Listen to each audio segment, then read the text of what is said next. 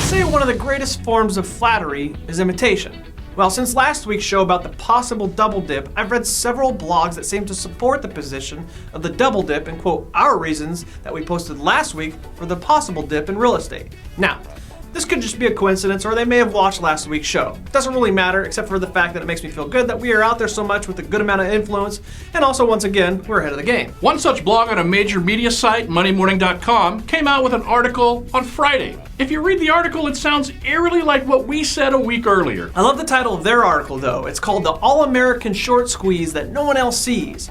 Love the title, not so sure about the last part, and I don't know if that's true because all of the REsource Nation was in the know a full week earlier, but nonetheless, we move on. The article is written by a capital wave strategist, and he points to several reasons why he sees a looming double dip. Matter of fact, the article is posted on more of an investor site, so he takes more of an investor position on the matter and talks actually about shorting the housing recovery. This is a very interesting position to have, and if you don't know what shorting means, it basically means you're literally betting your money against the housing recovery. He actually goes into details what you can do to make money off the failed recovery, like shorting stocks of major US builders like Toll Brothers and Lennar.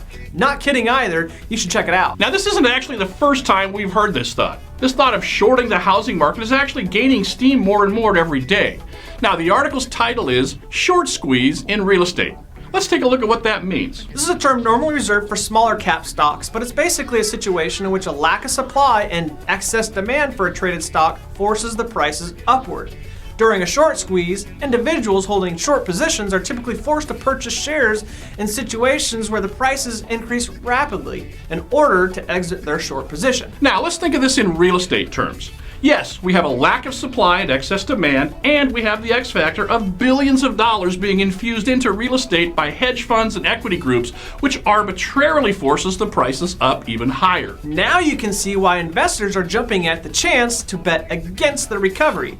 If they short the recovery due to the factors we just talked about, they stand to make a lot of money if they are right and the housing market slides. The fact that this thought process, shorting the recovery, is gaining steam, well, it has me a bit worried. We hope for a slow, manageable, sustainable recovery in our industry, but once again, we see greedy investors on both sides of the coin ruining it all. I mean, think about that. On one side, we have private cash swooping up tons of inventory because it's a good investment. And now, on the other side, we have investors betting against the recovery because it's a good investment. Jeez.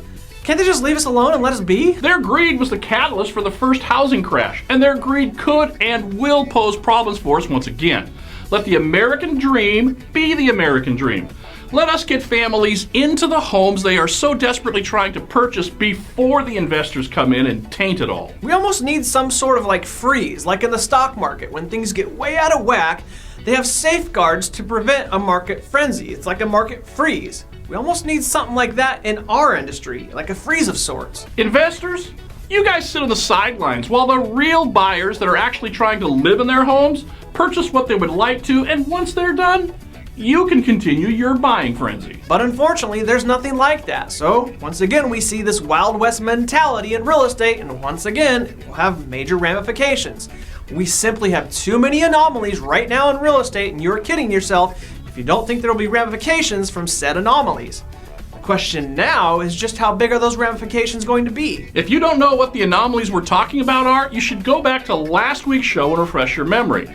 I would, because they're about to play a major role in this recovery moving forward. The closing arguments in the article go like this. The rapid rise in home prices looks to me like a classic short squeeze. Investors have bid up home prices off the floor so as to make rentals more expensive and force individual home buyers to pay full price for whatever inventory is on the market.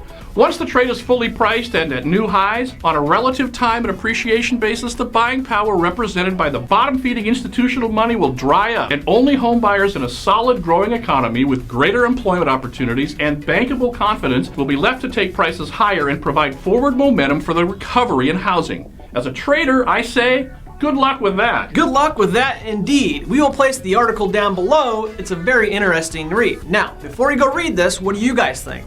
Does this idea of shorting the recovery make sense to you?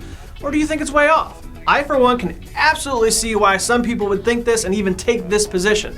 I just hope that the downside is not as bad as they say. We'll see you guys next week.